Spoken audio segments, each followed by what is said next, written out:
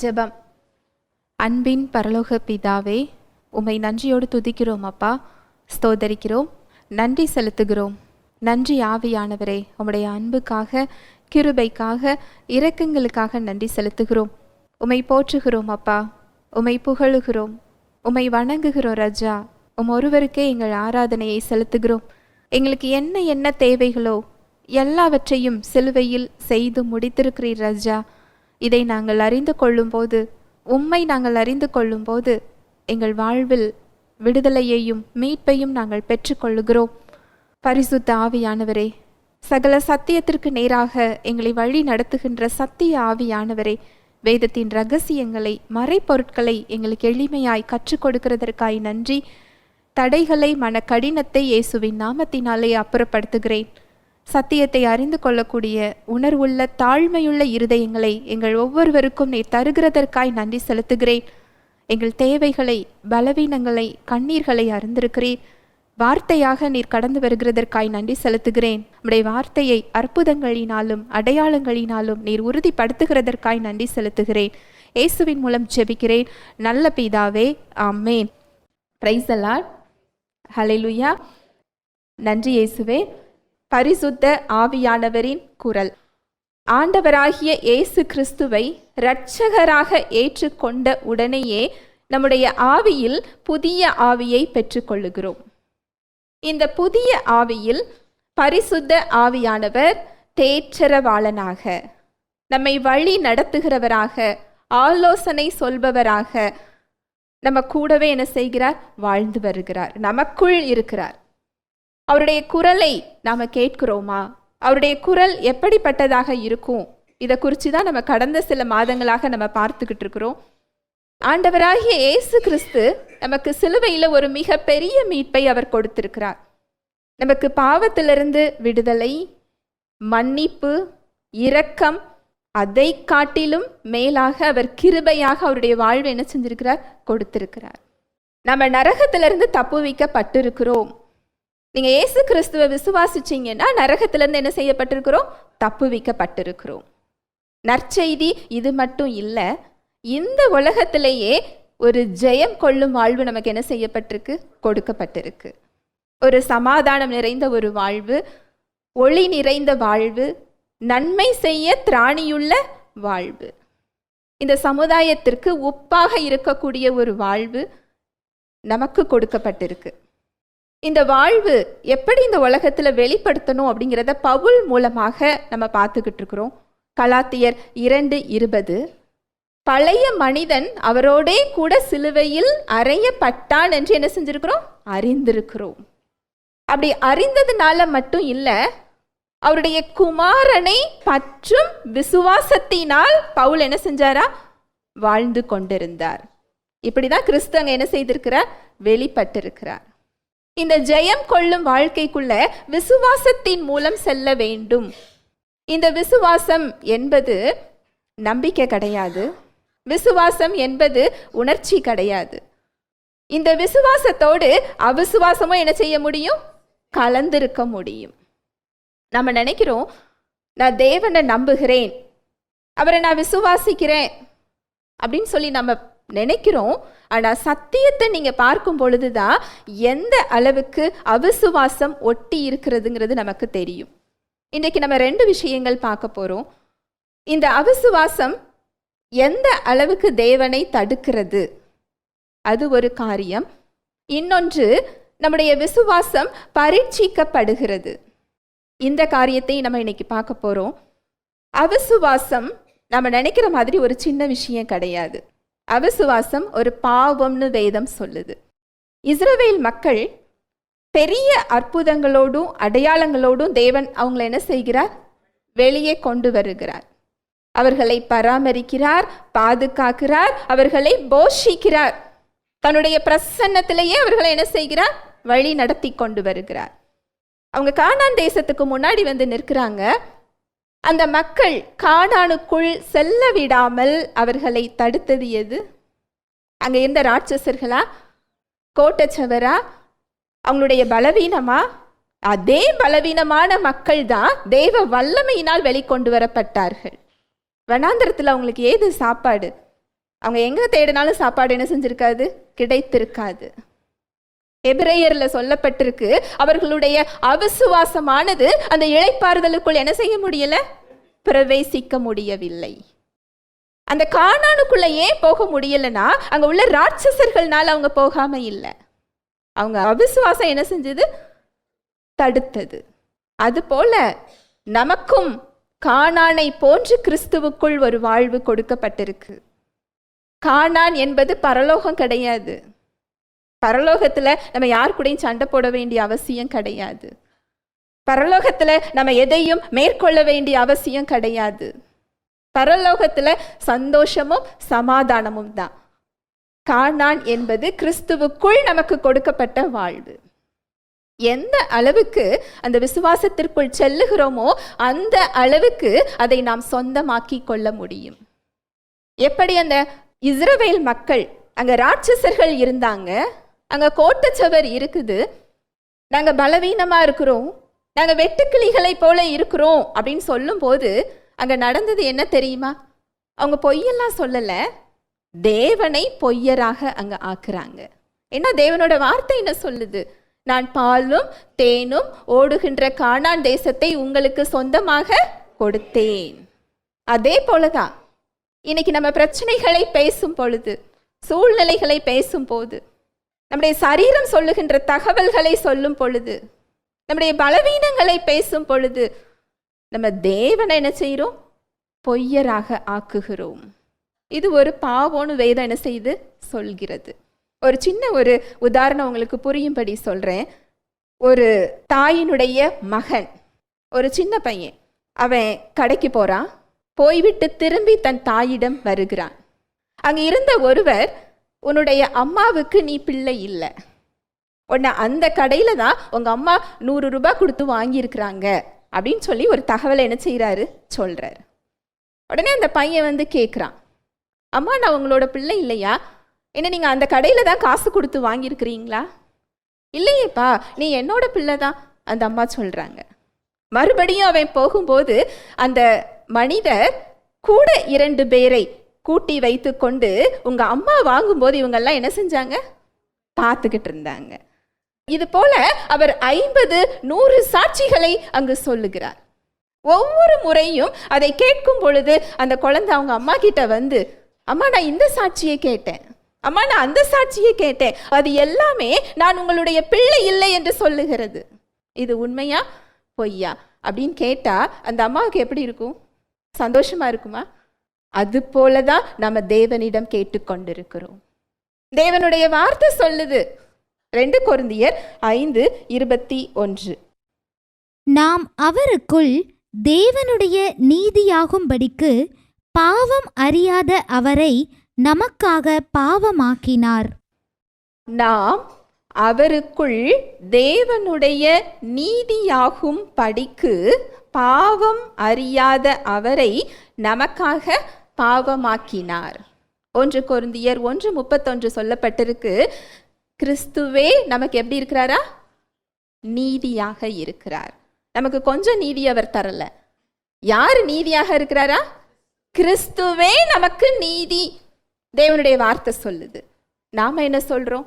என்னுடைய உணர்வுகள் அதை சொல்லலையே, என் சிந்தனை அதை சொல்லலையே, என் சூழ்நிலை நான் நீதியுள்ளவள் என்று சொல்லவில்லையே, என்னுடைய சூழ்நிலைகள் நான் நீதியுள்ளவன் என்று சொல்லவில்லையே அப்படின்னு சொல்லும் போது சாத்தான் சொல்லுகின்ற அந்த சாட்சிகளை நம்பி நம்ம அவர்கிட்ட என்ன செய்யறோம், சொல்லுகிறோம். அவருடைய வார்த்தை சொல்லுது, என்னோட நீதியை உனக்கு நான் என்ன செஞ்சிருக்கிறேன், கொடுத்திருக்கிறேன். அதை கொடுக்கிறதற்காக இயேசு கிறிஸ்து மனிதனாக இறங்கி வந்தார். உன் செயல்களின் படி இல்ல, என்னோட ரத்தத்தினால் அந்த தகுதியை நீ என்ன செஞ்சிருக்கிற, பெற்றிருக்கிறாய். ஆனா இங்க நம்ம சாட்சிகளாக நம்முடைய சூழ்நிலைகளையும் நம்முடைய சிந்தனைகளையும் நம்முடைய உணர்வுகளையும் கூட இருக்கிற மனிதர்களையும் நம்ம கொண்டு செல்லும் பொழுது அங்கு தேவன் பொய்யராக்கப்படுகிறார். அப்ப இப்ப சொல்லுங்க, இது சின்ன விஷயமா பெரிய விஷயமா? ஒவ்வொரு விஷயத்திலையும் நம்ம இதை பார்க்க முடியும். அவருடைய வார்த்தை என்ன சொல்லுது, நீங்கள் தேவனால் உண்டாயிருந்து உலகத்தை ஜெயிப்பீர்கள்னு இருக்குதா? ஜெயித்தீர்கள். எப்படி ஜெயித்தீர்கள்னு அவர் சொல்றாரு? நம்ம முன்னாடி 1000 பிரச்சனை இருக்குது, அதுல பாதி பிரச்சனையில தோக்குற மாதிரி தான் சூழ்நிலை இருக்குது. ஆனா வார்த்தை என்ன சொல்லுது? நீங்கள் ஜெயித்தீர்கள். இது உங்களை என்னை வச்சு சொல்லல, யாரை வச்சு சொல்லப்பட்டிருக்கு? இயேசு கிறிஸ்து. அவர் ஒரு ஓட்டத்தை அவர் ஓடி முடித்திருக்கிறார். அது அவருக்காக அவர் ஓடினது இல்லை, நம் சார்பில் அவர் என்ன செஞ்சிருக்கிறாரு? ஓடி முடித்து விட்டார். அந்த ஓட்ட பந்தயத்துல அவர் ஜெயித்தும் விட்டார். மரணத்துக்கு அதிகாரியாகிய பிசாசானவனை தனது மரணத்தினாலே அழிக்கும் படிக்கு அவர் வந்ததோட நோக்கமே அதுதான். ஒரு பெரிய வெற்றியை அவர் சிலுவையில் பெற்றிருக்கிறார். இந்த வெற்றி நம்ம பேர்ல, நம்ம சார்பில், நீங்க ஒவ்வொருத்தரும் சொல்லலாம், உங்க பேர் அதுல போட்டுக்கொள்ளலாம். என்னுடைய பெயரில், என் சார்பில் அவர் பெற்றுக் கொடுத்த வெற்றி. அதனாலதான் வசனம் சொல்லுது, பிள்ளைகளே நீங்கள் தேவனால் உண்டாயிருந்து இந்த உலகத்தை ஜெயித்தீர்கள்.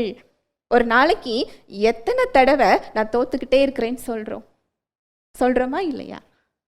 இதுல என்னால முடியலையே, இந்த பிரச்சனைகள் என்னை நெருக்குகிறதே, இதை நான் மேற்கொண்டுருவேனா இல்லையா, இதுல நான் ஜெயிப்பேனா மாட்டேனா,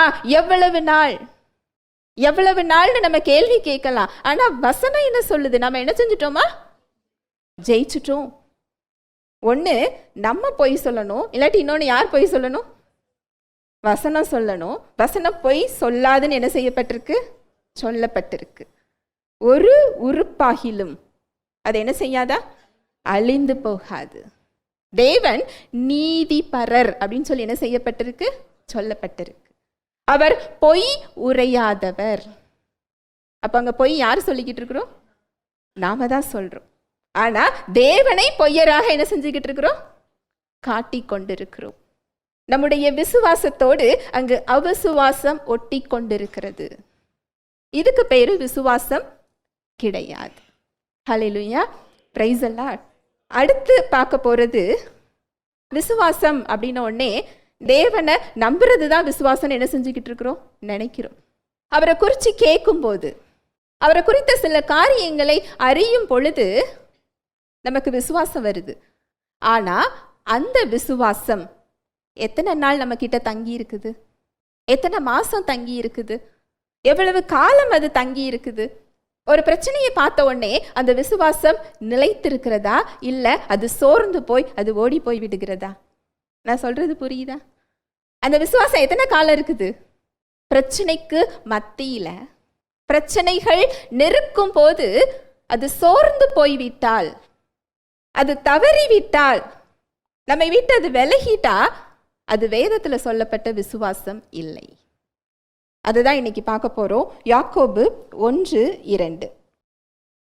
என் சகோதரரே, நீங்கள் பலவிதமான சோதனைகளில் அகப்படும்போது உங்கள் விசுவாசத்தின் பரீட்சையானது பொறுமையை உண்டாக்கும் என்று அறிந்து அதை மிகுந்த சந்தோஷமாக எண்ணுங்கள். அடுத்து வாசிக்கலாம், அடுத்த 2 வசனங்கள். நீங்கள் ஒன்றிலும் குறைவுள்ளவர்களாய் இராமல் பூரணராயும் நிறைவுள்ளவர்களாயும் இருக்கும்படி பொறுமையானது பூரண கிரியை செய்ய கடவது. அந்த வசனத்தை மறுபடி பார்க்கலாம். 3வது வசனம். உங்கள் விசுவாசத்தின் பரீட்சையானது பொறுமையை உண்டாக்குமென்று அறிந்து அதை என்ன செய்யணுமா? சந்தோஷமா எண்ணணுமா? ஏன்னா நம்முடைய விசுவாசம் என்ன செய்யப்படுது? பரீட்சிக்கப்படுகிறது. இது சொன்ன உடனே தேவன் எனக்கு பரீட்சை வைத்திருக்கிறார், இதுல நான் பாஸ் பண்ணணும்னு என்ன செய்யறோம்? நினைக்கிறோம். ஆனா உண்மையிலேயே சத்தியம் என்ன தெரியுமா? சோதிக்கப்படுகிறவன் எவனும் நான் தேவனால் சோதிக்கப்படுகிறேன் என்று சொல்லாதிருப்பானாக. தேவன் ஒருவனையும் ஒரு காலும் பொல்லாங்கினால் சோதிக்கிறவர் இல்லை. ஒரு தீமையான காரியம் வந்ததுன்னா அது தேவனிடத்திலிருந்து வந்தது இல்லை. இந்த சோதனை 3 விதமா வருது. ஒரு காரியம் நம்முடைய சொந்த இச்சையினால் அங்க என்ன வருது? சோதனை வருது. 2வது, நம்முடைய விசுவாசத்திலிருந்து நம்மளை வழுவி போக செய்கிறதற்கு சாத்தானால் கொடுக்கப்படுகிறது. அதுதான் 1 யோவான் 2வது அதிகாரத்தில் சொல்லப்பட்டிருக்கு. கண்களின் இச்சை, மாம்சத்தின் இச்சை, ஜீவனத்தின் பெருமை. இந்த 3 வழியாக தான் நமக்கு என்ன வரும்? சோதனை வரும். சோதனையை கொடுக்கிறது சோதனைக்காரனை தவிர தேவன் அல்ல. இந்த சோதனைக்கு மத்தியில நம்முடைய கரங்களை பிடித்து கொண்டு நம்மை பாதுகாத்து அதுல இருந்து தப்பி செல்கிறதற்காக அவர் யாருக்குள்ள இருக்கிறாரா? நமக்குள்ள இருக்கிறார். தேவன் நமக்கு கற்றுக் கொடுக்கிறதுக்கு அவருடைய வார்த்தை போதும். தீமோத்தேயுல சொல்லப்பட்டிருக்கு, அவருடைய வார்த்தையை கொண்டு அவர் நீதியை நமக்கு என்ன செய்கிறார்? கற்றுக் கொடுக்கிறார். நம்முடைய வழிகளை கற்றுக் கொடுக்கிறார். நம்மை சீர்தூக்குகிறார். நம்மை சரிப்படுத்தி அவருடைய வழிக்கு நேராக கொண்டு செல்லுகிறார். திருடன் திருடவும் கொல்லவும் அழிக்கவும் வருகிறான். நம்மளை சரி செய்யறதற்கு தேவனுக்கு சாத்தானுடைய உதவி தேவை இல்லை. நிச்சயமாக சோதனை எங்கிருந்து தான் வருது? சாத்தான்ட்ட இருந்து தான் வருது. இன்னொரு வசனம் பாருங்க, வெளிப்படுத்துதல் 2வது அதிகாரம் 10வது வசனம். நீ படப்போகிற பாடுகளை குறித்து எவ்வளவும் பயப்படாதே. இதோ நீங்கள் சோதிக்கப்படும் பொருட்டாக பிசாசானவன் உங்களில் சிலரை காவலில் போடுவான். 10 நாள் உபத்திரவப்படுவீர்கள். ஆகிலும் நீ மரண பரியந்தம் உண்மையாயிரு, அப்பொழுது ஜீவ கிரீடத்தை உனக்கு தருவேன். நீ படப்போகிற பாடுகளை குறித்து எவ்வளவும் பயப்படாதே. இதோ நீங்கள் சோதிக்கப்படும் பொருட்டாக யாரு சோதனை தராங்களா?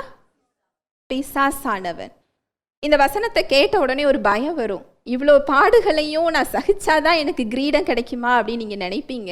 இது உங்க பலத்துல நீங்க சகிக்கும்படி சொல்லப்பட்டவை அல்ல. ஹல்லேலூயா, பிரைஸ் தி லார்ட். அதுதான் இயேசு கிறிஸ்து சொல்றாரு. இந்த உலகத்துல என்ன உண்டு? உபத்திரவம் உண்டு.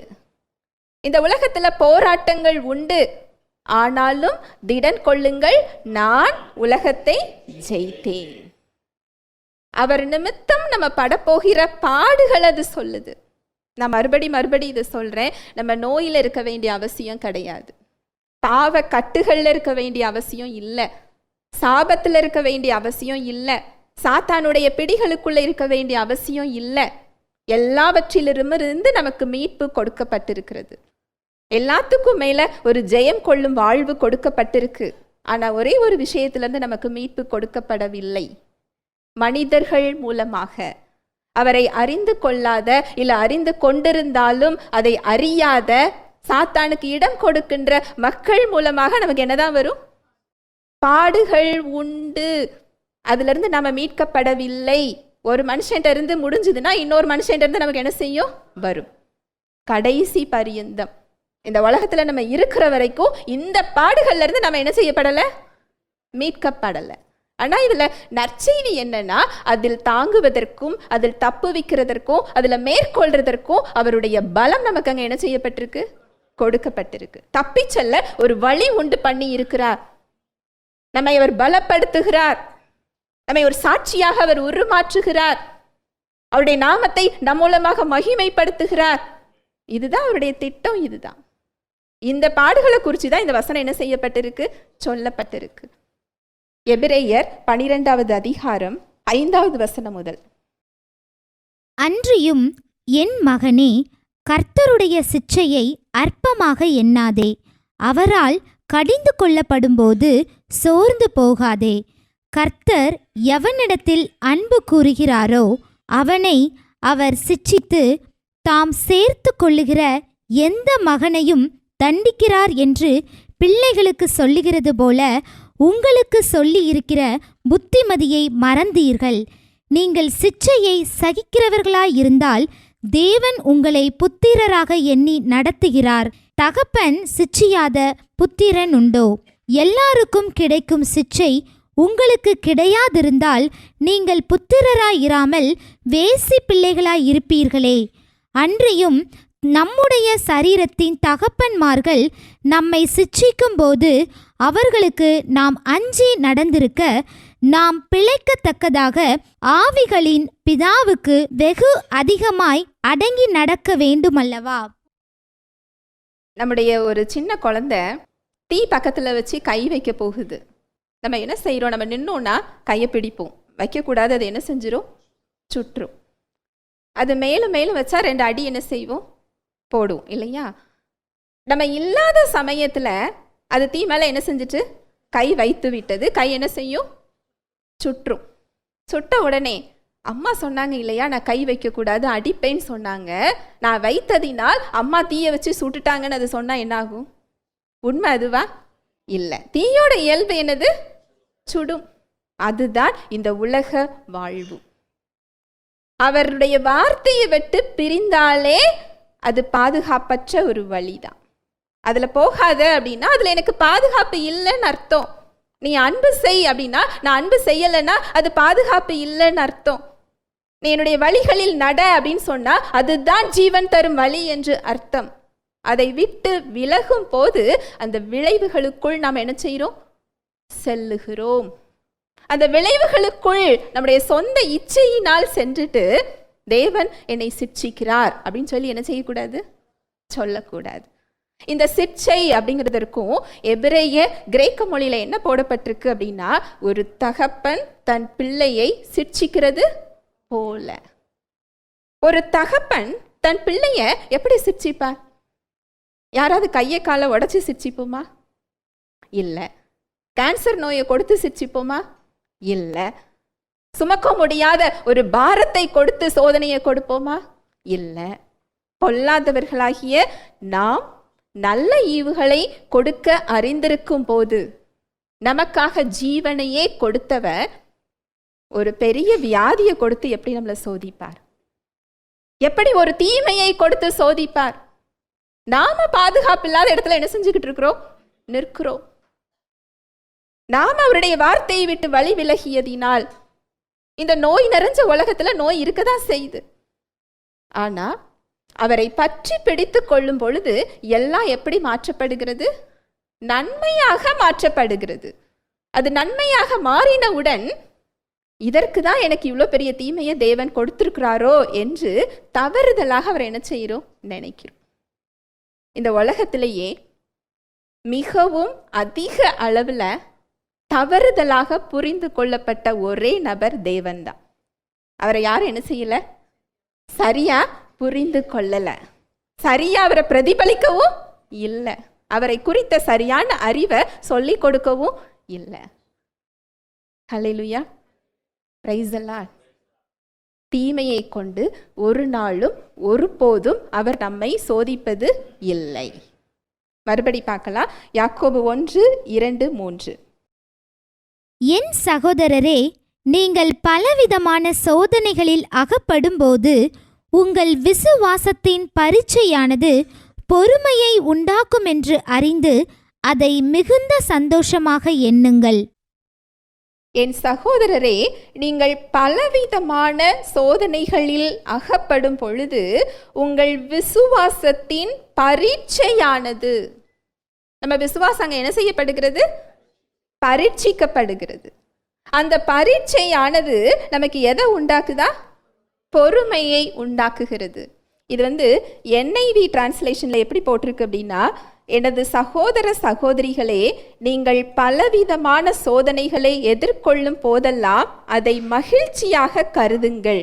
ஏனென்றால் உங்கள் விசுவாசத்தின் பரீட்சை விடாமுயற்சியை நமக்கு உருவாக்குகிறது என்பதை நீங்கள் அறிவீர்கள்.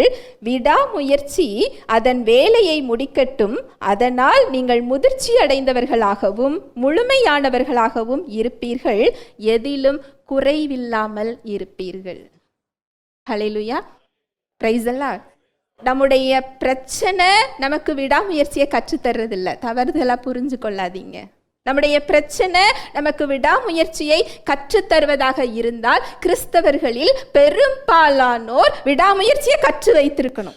நம்ம எல்லாரும் பொறுமையையும் விடாமுயற்சியையும் நம்மள எக்ஸ்பர்ட்டா இருக்கிறோமா? இல்லை. அப்போ என்ன, கிறிஸ்தவர்களுக்கு என்னதான் உண்டு? பிரச்சனை உண்டு. உலகத்துல எல்லாருக்குமே பிரச்சனை உண்டு. அதுவும் கிறிஸ்துவை பிரதிபலிக்கணுங்கிறவங்களுக்கு, தேவ பக்தியாய் நடக்க மனதாய் இருப்பவர்கள் யாரும் என்ன செய்வாங்க? துன்பம் உண்டு. அப்படின்னா இந்த விடாமுயற்சியெல்லாம் நம்ம ரொம்ப எக்ஸ்பர்ட்டா மாறி இருந்திருக்கணும். இந்த விடாமுயற்சியோ பொறுமையோ எனக்கு பிரச்சனையிலிருந்து வர்றது இல்லை. அதை நான் பொறுத்து போகிறதினால், அதை நான் சமாளிக்கிறதுனால வர்றது இல்லை. எத்தனை பிரச்சனை வச்சிருக்கிறேனோ அத்தனை பொறுமையை நான் கற்றுக்கொள்ளுவேன் அப்படிங்கிறது இல்லை. நம்முடைய விசுவாசமும் இந்த விடாமுயற்சியும் இந்த பொறுமையும் தேவ வசனத்தின் மூலமாக நமக்கு வருகிறது. ஹல்லேலூயா, பிரைஸ் தி லார்ட். எப்படி வருகிறது வாசிக்கலாம். 2 கொரிந்தியர் 4:4. தேவனுடைய சாயலாய் இருக்கிற கிறிஸ்துவின் மகிமையான சுவிசேஷத்தின் ஒளி அவ்விசுவாசிகளாகிய அவர்களுக்கு பிரகாசமாய் இராதபடிக்கு இப்பிரபஞ்சத்தின் தேவனானவன் அவர்களுடைய மனதை குருடாக்கினான். தேவனுடைய சாயலாய் இருக்கிற கிறிஸ்துவின் மகிமையான சுவிசேஷத்தின் ஒளி. இயேசு கிறிஸ்து இந்த உலகத்துக்கு எப்படி வந்தாரா? ஒளியாக வந்தார். இந்த உலகம் இருள் நிறைஞ்சது தான். அவர் என்ன செஞ்சாரா? ஒளியாக வந்தார். இந்த ஒளி இப்ப யாருக்குள்ள இருக்குன்னா நமக்குள்ள இருக்குது. உலகத்தை பிரகாசிக்க செய்கிற மெய்யான ஒளி எங்க இருக்குது? நமக்குள்ளதான் இருக்குது. இதைதான் பவுல் சொல்றாரு 2 கொரிந்தியர் 4:7. இந்த மகத்துவமுள்ள வல்லமை எங்களால் உண்டாயிராமல் தேவனால் உண்டாயிருக்கிறதென்று விளங்கும்படி இந்த பொக்கிஷத்தை மண் பாண்டங்களில் பெற்றிருக்கிறோம். இந்த மகத்துவமுள்ள வல்லமை எங்களால் உண்டாயிராமல் தேவனால் உண்டாயிருக்கிறது என்று விளங்கும்படி இந்த பொக்கிஷத்தை எதுல பெற்றிருக்கிறோமா? மண் பாண்டங்களில். நம்முடைய சரீரத்தை குறித்து இதுல சொல்லப்பட்டிருக்கு. நம்முடைய சரீரத்தை இதுல மண் பாண்டம்னு சொல்லப்பட்டிருக்கு. யாராவது ஒரு பொக்கிஷத்தை ஒரு விலை மதிப்பில்லாத ஒரு இடத்துல வைப்பாங்களா? நம்ம ஒரு தங்க பொருளை ஒரு மண்பானைக்குள்ள போட்டு வைப்போமா? எதுல எடுத்து வச்சிருப்போம்? லாக்கர்ல வைப்போம் இல்லையா? ஆனால் நம்முடைய தேவன் நம்மளை எவ்வளவு விசேஷித்தமானவர்களா பார்த்தா அந்த பொக்கிஷத்தை மண்பாண்டத்தில் வைத்திருப்பார் இல்லையா? ஏன்னா அந்த பொக்கிஷத்தை காட்டிலும் நாம் அவருக்கு முக்கியமானவர்களாக இருக்கிறோம். ஹல்லேலூயா, பிரைஸ் தி லார்ட். அவருடைய அன்பை இதுல தெரிந்து கொள்ளலாம். மறுபடி வாசிக்கலாம் அந்த வசனத்தை. இந்த மகத்துவமுள்ள வல்லமை எங்களால் உண்டாயிராமல் தேவனால் உண்டாயிருக்கிறதென்றும் விளங்கும்படி இந்த பொக்கிஷத்தை மண் பாண்டங்களில் பெற்றிருக்கிறோம். இந்த மகத்துவமுள்ள வல்லமை எங்களால் உண்டாயிராமல் தேவனால் உண்டாயிருக்கிறது என்று விளங்கும்படி இந்த பொக்கிஷத்தை மண் பாண்டங்களில் பெற்றிருக்கிறோம். பவுல் உங்களை என்னையும் சேர்த்துதான் அதில் என்ன செய்திருக்கிறார்? சொல்லி இருக்கிறார். பவுலுக்குள்ள என்ன பொக்கிஷம் இருந்ததோ அதே பொக்கிஷம் இன்னைக்கு நமக்குள்ள என்ன செய்யப்பட்டிருக்கு? கொடுக்கப்பட்டிருக்கு. இதுதான் டெஸ்ட். சோதனைக்காரன் சோதிக்கிறது இதை தான் என்ன செய்ய வர்றா? சோதிக்க வருகிறான். இதை தான் பேதுரு சொல்றாரு. 1 பேதுரு 1:6-7. இதிலே நீங்கள் மிகவும் சந்தோஷப்படுகிறீர்கள் என்றாலும் துன்பப்பட வேண்டியது அவசியமானதால் இப்பொழுது கொஞ்சம் காலம் பலவிதமான சோதனைகளினாலே துக்கப்படுகிறீர்கள். அழிந்து போகிற பொன் அக்கினியினாலே சோதிக்கப்படும். அதை பார்க்கிலும் அதிக விலையேற பெற்றதாயிருக்கிற உங்கள் விசுவாசம் சோதிக்கப்பட்டு இயேசு கிறிஸ்து வெளிப்படும்போது உங்களுக்கு புகழ்ச்சியும் கனமும் மகிமையும் உண்டாக காணப்படும். அழிந்து போகிற பொன் அக்கினியினாலே சோதிக்கப்படும். அதை பார்க்கிலும் அதிக விலையேற பெற்றதாயிருக்கிற உங்கள் விசுவாசம் சோதிக்கப்பட்டு இயேசு கிறிஸ்து வெளிப்படும் போது உங்களுக்கு புகழ்ச்சியும் கனமும் மகிமையும் உண்டாக காணப்படும். தங்கம் இருக்குது இல்லையா? தங்கம் அதை உருக்கும் போது ரொம்ப ஒரு ஹை டெம்பரேச்சர், அந்த தீயோட ஹீட் ரொம்ப அதிகமாக இருக்கும் இல்லையா? அதை உருக்கி தான் அந்த கழிவுகளெல்லாம் எடுத்து அதை சுத்தப்படுத்துவாங்க. இது ஒரு கடினமான ஒரு ப்ராசஸ். தங்கத்துக்கு பேசக்கூடிய இயல்பு இருந்ததுன்னா எனக்கு வலிக்குன்னு அது என்ன செய்யும்? சொல்லும். கிட்டத்தட்ட அந்த மாதிரி ஒரு ப்ராசஸ் தான். இப்படிப்பட்ட ஒரு கடினமான ஒரு ப்ராசஸ்ல தங்கம் அதை மீண்டு வருகிறதா இல்லையா? வருகிறது. அத்தனை பெரிய ஒரு ஹீட்டையும் அது தாக்கு பிடிச்சி அது அழிந்து போகாமல் தாங்கி தன்னை சுத்தமாக்கி கொண்டு அது என்ன செய்து வெளியே வருது. அழிந்து போகிற ஒரு தங்கம் அதை தாக்கு பிடிக்க முடியும் என்றால் அழியாத உங்களுடைய விசுவாசம் பிரச்சனைகளில் எப்படி அது ஒளிந்து போகும்? பேதுரு அதை தான் என்ன செய்கிறார்? கேட்கிறார். எவ்வளவு அழகா ஒப்பிட்டு சொல்றார் இல்லையா? ஒரு அழிந்து போகின்ற ஒரு தங்கமே அத்தனை கடினமான ஒரு சூழ்நிலைகளை தாக்கு பிடித்து கொண்டு அது தாங்கி நிற்கிறது என்றால் அழியாத விசுவாசம். இதுல சொல்லப்பட்டிருக்கிற விசுவாசம் உங்களோட என்னோட விசுவாசம் இல்லை, இது தேவ விசுவாசம். இந்த தேவ விசுவாசம் நான் பிரச்சனையை சமாளிக்கிறதுனால வர்றது இல்லை, நான் எத்தனை பிரச்சனையை அனுபவிக்கிறேங்கிறதுனால இல்லை. இட்ஸ் a gift, ஈவாக நமக்கு கொடுக்கப்பட்டது, கிருபையாக கொடுக்கப்பட்ட தேவனுடைய பரிசு. இந்த விசுவாசம் எப்பேற்பட்ட சூழ்நிலைகளையும் தாக்கு பிடித்து நம்மையும் பிடித்து வெளியில என்ன செஞ்சிரும், கொண்டு வந்துரும். பேதுரு இதைதான் இங்க கற்றுத் தருகிறார். ஏன்னா விசுவாசம் அது தேவனுடைய விசுவாசம். இந்த உலகங்களை உண்டாக்கிய விசுவாசம் வெறுமையாக இருக்கும் போது, ஒழுங்கின்மையாக இருக்கும் போது உலகங்களை உண்டாக்கிய விசுவாசம். அங்கு ஆதாம் பாவம் செய்த பிறகு, மீட்கவே முடியாத ஒரு இடத்துக்கு மனுக்குலம் சென்ற பிறகு என்ன நம்பிக்கையில தேவன் நம்மை பார்த்திருப்பார் இல்லையா? படைக்கிறதுக்கு முன்னாடியே அவருக்கு தெரியும். ஏன்னா இந்த உலகத்தை படைக்கிறதற்கு முன்பதாகவே கிறிஸ்து அங்கு முன்குறிக்கப்பட்டாச்சு. நமக்காக அவர் பலியாகணுங்கிறது என்ன செய்யப்பட்டாச்சு, முன்குறித்தாயிற்று. இந்த சூழ்நிலையில தேவன் இருக்கிற இடத்துல நாம இருந்திருந்தோம் அப்படின்னா மனிதர்களை படைச்சிருப்போமா? ஏன்னா அது தவறு செய்தால் நாம தான் இறங்கி போய் பலியாகணும்னு தெரியும். யார் அதுல சம்மதிச்சிருப்போம்? இப்படி ஒரு மனுஷனை படைக்கணுமான்னு என்ன செஞ்சிருவோம், போயிடுவோம் இல்லையா? ஆனா எத்தகைய ஒரு அன்பு இருந்தால் நம்முடைய மீறுதல்களையும் அறிந்து நம்மை படைத்திருப்பார் இல்லையா? அதுதான் அவருடைய விசுவாசம். என்னுடைய பிள்ளைகளை நான் மீட்டுக்கொள்ள முடியும், என்னோட ஒன்று சேர்த்து கொள்ள முடியும், என் பிள்ளைகள் என்னிடத்தில் மீண்டுமாக வருவார்கள், அது தேவ விசுவாசம். இல்லாதவைகளை இருக்கிறவைகளை போல பார்க்கின்ற விசுவாசம். இன்னைக்கு உங்க சூழ்நிலைகள்ல சுகத்தை பார்க்க முடியாம கஷ்டப்படுறீங்களா? சரீரத்துல டாக்டர் ரிப்போர்ட் ஒன்று சொல்லும், நான் இயேசுவின் தழும்புகளால் சுகமானேன்னு சொல்லிக்கிட்டே இருக்கிறேன், என்னால் முடியலையேன்னு காயப்படுறீங்களா? உங்க சூழ்நிலைகள்ல அவருடைய வார்த்தை சொல்லுது, தேவனால் பிறப்பதெல்லாம் உலகத்தை ஜெயிக்கும்னு சொல்லுது. ஆனா நான் தோத்து போற சூழ்நிலை இருக்குதே, நான் இத்தனை பேருக்கு நான் கடன் கொடுக்க வேண்டியது இருக்கு, என்னுடைய பிள்ளைகளை குறித்த கவலை, எனக்கு தூக்கம் வரல அப்படிங்கிற கட்டத்துல நீங்க நின்று கொண்டிருந்தீங்க அப்படின்னு சொன்னா இந்த விசுவாசம் நமக்கு கொடுக்கப்பட்டிருக்கு. இல்லாதவைகளை இருக்கிறவைகளை போல பார்க்கின்ற விசுவாசம். என்னால விசுவாசிக்க முடியலையேன்னு யாருமே சொல்ல முடியாது. ஏன்னா அவரை நம்புகிறதும் நம்ம பலத்துல நாம என்ன செய்ய முடியாது, நம்ப முடியாது. அவருடைய பலத்தை பெற்றுக்கொண்டு நம்மை விசுவாசிக்க சொல்லுகிறார். நம்மை மண் என்று அவர் என்ன செய்கிறாரா, நினைவு கூறுகிறார். நம்முடைய பலவீனத்தை அவர் அறிந்திருக்கிறார். நம்ம எவ்வளவு பலவீனமானவர்கள் என்பது அவருக்கு தெரியும். நம்மால் அவரை விசுவாசிக்க முடியாது என்பதற்காக அவரோட விசுவாசத்தை நமக்கு பரிசாக என்ன செய்திருக்கிறார், கொடுத்திருக்கிறார். எபேசியர் 2:8 அதை தான் சொல்லுது, வாசிக்கலாம். எபேசியர் 2:8. கிருபையினாலே விசுவாசத்தை கொண்டு ரட்சிக்கப்பட்டீர்கள், இது உங்களால் உண்டானதல்ல, இது தேவனுடைய ஈவு.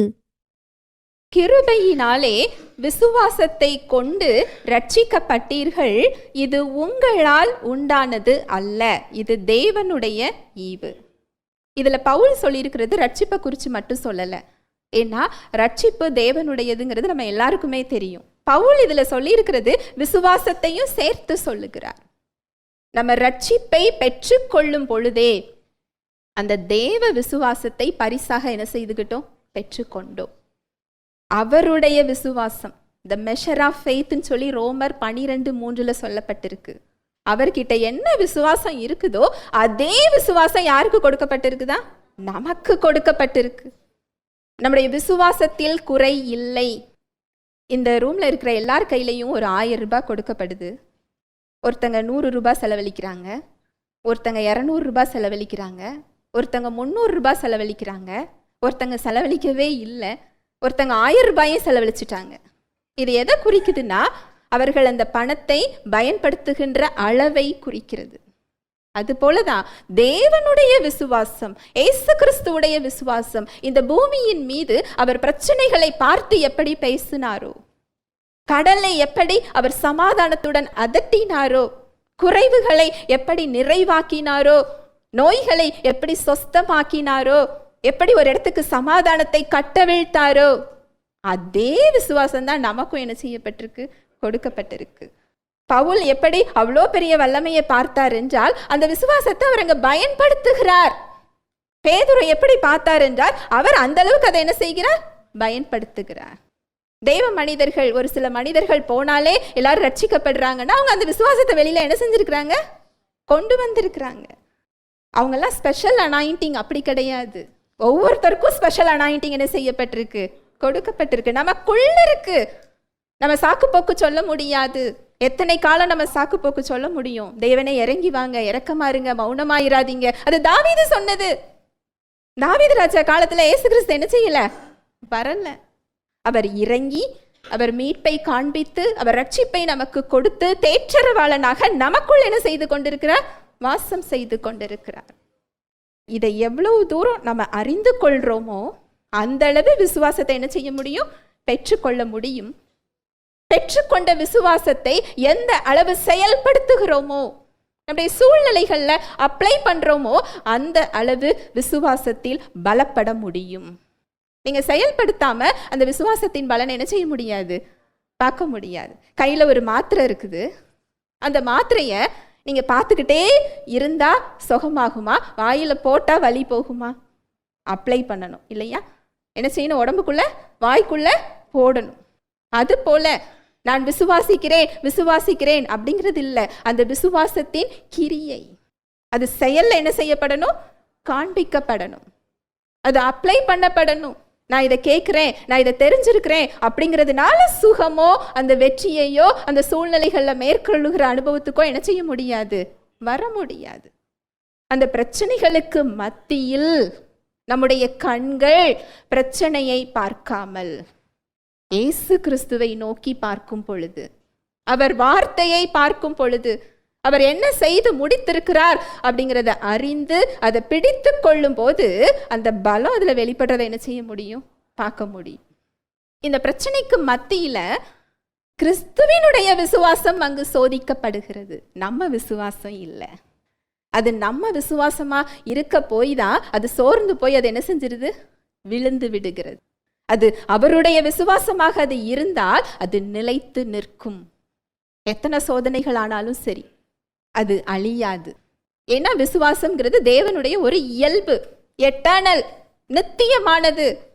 அது நம்ம சூழ்நிலையில கண்டது என்ன செய்யாது, அழிந்து போகாது. இது இலவசமா நமக்கு என்ன செய்யப்பட்டிருக்குதா, கொடுக்கப்பட்டிருக்கு. என்ன பிரச்சனையில இருக்கிறீங்களோ நீங்க தண்ணீர்களுக்கு மத்தியில நடந்து போலாம். வெள்ளம் போல அது புரண்டு உங்க மேல வருகிற மாதிரி வரலாம். அக்கினியில நீங்க நடந்து போகலாம். வார்த்தை என்ன சொல்லுது, அக்கினியில் நீ நடந்தாலும் வேகாதிருப்பாய், தண்ணீர்கள் உன்மேல் புரளுவது இல்லை. ஏன்னா தீயோ அக்கினியோ தேவனுக்கு ஒரு பெரிய விஷயமே இல்லை. அதை சரி செய்கிறதற்கு அவர் வல்லமையுள்ளவராய் இருக்கிறாரு. அதுக்கு தேவையான விசுவாசத்தை நமக்கு என்ன செஞ்சிட்டாரு, கொடுத்து விட்டார். நமக்குள்ள இருக்கிற இயேசு கிறிஸ்து அதை எதிர்கொள்ளுகிறார். அவருடைய விசுவாசம் அங்கு சோதிக்கப்படுகிறது. இயேசு கிறிஸ்து சோதிக்கப்பட்டால் அவர் ஜெயிப்பாரா தோப்பாரா?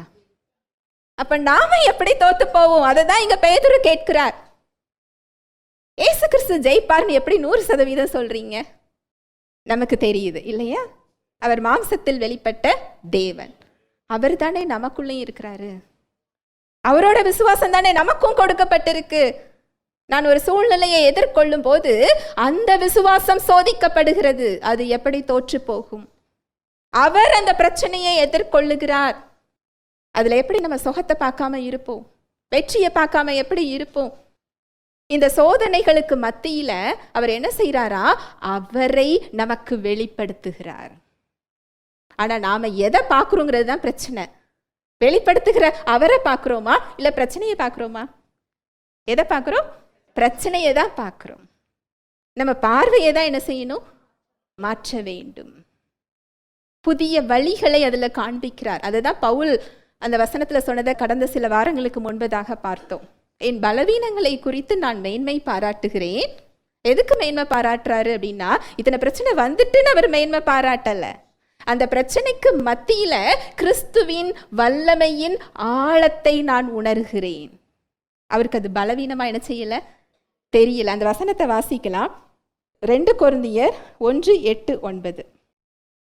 ஆகையால் சகோதரரே, ஆசியாவில் எங்களுக்கு நேரிட்ட உபத்திரவத்தை நீங்கள் அறியாதிருக்க எங்களுக்கு மனதில்லை. என்னவெனில், பிழைப்போம் என்கிற நம்பிக்கை அற்றுப்போகத்தக்கதாக எங்கள் பலத்திற்கு மிஞ்சின அதிக பாரமான வருத்தம் எங்களுக்கு உண்டாயிற்று. இங்க பாருங்க, அவர் என்ன சொல்றாரு? ஆகையால் சகோதரரே, ஆசியாவில் எங்களுக்கு நேரிட்ட உபத்திரவத்தை நீங்கள் அறியாதிருக்க எங்களுக்கு மனதில்லை. என்னவெனில், பிழைப்போம் என்கின்ற நம்பிக்கை அற்றுப்போகத்தக்கதாக. பிழைப்போம் என்ற நம்பிக்கை அற்றுப்போகத்தக்கதாக எங்கள் பலத்திற்கு மிஞ்சின அதிக பாரமான வருத்தம் எங்களுக்கு உண்டாயிற்று. அவருடைய பலத்துக்கு மிஞ்சின பாரம் அவருக்கு என்ன செஞ்சிட்டா? உண்டாயிற்று. ஆனா இந்த இடத்துல அவருடைய விசுவாசத்துல நம்ம பற்றி நிற்கும் பொழுது அந்த விசுவாசம் நமக்கு எதை தருகிறதுன்னு சொன்னா, அந்த சோதனையை தாங்கி செல்ல, தப்புவித்து செல்ல, அதை மேற்கொள்ள, அதுல நம்ம வெளியே செல்வதற்கு ஒரு வழியையும் பலத்தையும் அது நமக்கு என்ன செய்தா? உண்டு பண்ணுகிறது. இதை தான் இங்க பவுல் நமக்கு கற்றுத்தருகிறார். இவ்வளோ பெரிய பிரச்சனையில பலத்திற்கு மிஞ்சின அதிக பாரமான வருத்தம். அடுத்த வசனமும் அது சொல்லப்பட்டிருக்கும், வாசிக்கலாம். நாங்கள் எங்கள் மேல் நம்பிக்கையாயிராமல் மரித்தோரை எழுப்புகிற தேவன் மேல் நம்பிக்கையாயிருக்கத்தக்கதாக மரணம் வருமென்று நாங்கள் எங்களுக்குள்ளே நிச்சயித்திருந்தோம். அவ்வளவுதான் பவுல் என்ன செய்திருக்கிறார்? நினைத்திருக்கிறார். அதிலும் அங்க தப்பி செல்ல அவருக்கு என்ன செஞ்சிருக்கு? வழி கிடைத்திருக்கிறது. அவருடைய விசுவாசம் அங்க என்ன செய்யப்பட்டிருக்கு? சோதிக்கப்பட்டிருக்கு. அங்க சாத்தான் சோதிக்கிறான். அந்த விசுவாசத்தை விட்டு விலகும்படி அவ்வளோ பெரிய சோதனையை அவன் கொடுத்திருக்கிறான். ஆனா அது பவுலுடைய விசுவாசம் இல்ல. நான் அவர் மேல வச்சிருக்கிற விசுவாசம், அவரை பற்றும் விசுவாசம், அவருடைய விசுவாசம்னு ஒரு மொழிபெயர்ப்புல சொல்லப்பட்டிருக்கு. கிறிஸ்துவின் விசுவாசம்னு சொல்றாரு பவுல். அது கிறிஸ்துவின் விசுவாசமாக இருக்க போய் தான் அந்த விசுவாசம் அங்க தொலைஞ்சு போகல, அது சோர்ந்து போகல, அது பலவீனமாகல.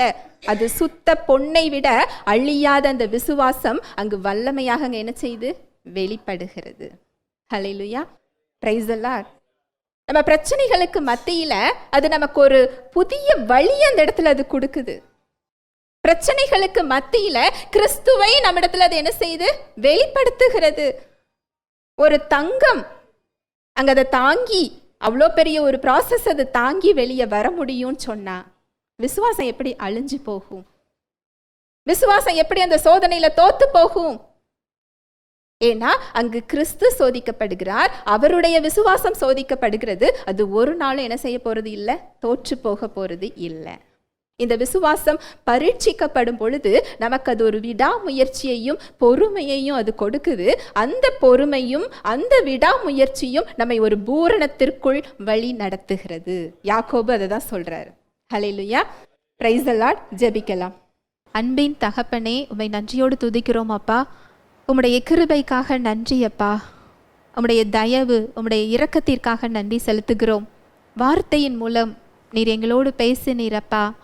உம்முடைய தயவுள்ள வார்த்தைக்காக நன்றி அப்பா. எங்களை உயிர்ப்பிக்கிற, எங்களை ஆற்றுகிற, தேற்றுகிற உம்முடைய வார்த்தைக்காக நன்றி செலுத்துகிறோம். கிருபையின் வார்த்தைகளுக்காக நன்றி செலுத்துகிறோம். கிறிஸ்துவின் மூலம் எங்களுக்கு மிகப்பெரிய மீட்பையும் விடுதலையையும் நீர் கொடுத்திருக்கிறீரப்பா. கிறிஸ்துவுக்குள் நாங்கள் யார் என்பதை எங்களுக்கு நீர் கற்றுக் கொடுத்து கொண்டிருக்கிறீர். உம்முடைய அன்பை நீர் வெளிப்படுத்தி கொண்டிருக்கிறீர். நாங்கள் மாற வேண்டிய இடங்களை சுட்டி காண்பித்து கொண்டிருக்கிறீர். உம்முடைய வார்த்தை எங்களை பலப்படுத்துகிறது, ஆற்றுகிறது, தேற்றுகிறது, சரி செய்கிறது, வழி நடத்துகிறது. எங்களோடு கூட பேசி கொண்டிருக்கிறீர். நாங்கள் தனியாக இல்லை, உலகத்தை படைத்தவர் எங்களுக்குள் இருக்கிறீர். உம்முடைய வார்த்தை எங்களுடைய கால்களுக்கு தீபமும் பாதைக்கு வெளிச்சமுமாய் இருக்கிறது. எங்களை பலப்படுத்துகிறீர், உள்ளங்கையில் ஏந்தி வைத்திருக்கிறீர். நன்றி செலுத்துகிறோம் அப்பா. நாங்கள் மாற வேண்டிய இடங்களை உம்மிடத்தில் ஒப்பு கொடுக்கிறோம். உமக்கு நாங்கள் கீழ்ப்படுகிறோம். எங்களை உடைய கரத்தில் ஒப்பு கொடுக்கிறோம். தடைகளை நீக்கி போடுகிற ஜெயகிறிஸ்து எங்கள் முன் செல்கிறதற்காக நன்றி. வந்திருக்கிற ஒவ்வொருவரையும் உடைய கரத்தில் தருகிறேன். வாழ்நாள் எல்லாம் நன்மையும் கிருபையும் அவர்களை பின்தொடர்கிறதற்காய் நன்றி. தேவ அன்பு, தெய்வ வாழ்வு, தெய்வ சமாதானம், தெய்வ சுகம் ஒவ்வொருவரது இருதயத்தையும் சிந்தனையும் கிறிஸ்து இயேசுவுக்குள்ளாய் காத்து கொள்கிறதற்காய் நன்றி. இயேசுவின் நாமத்தினாலே ஒவ்வொருவரையும் ஆசீர்வதிக்கிறேன். விதைக்கப்பட்ட ஒவ்வொரு வார்த்தையும் நல்ல நிலத்தில் விதைக்கப்பட்ட விதையாக 1 30 60 100 கனி கொடுக்கின்ற நல்ல நிலங்களாக மாறக்கூடிய உடைய கிருபைக்காய் நான் நன்றி செலுத்துகிறேன். இயேசுவின் மூலம் ஜெபிக்கிறேன் நல்ல பிதாவே, ஆமென்.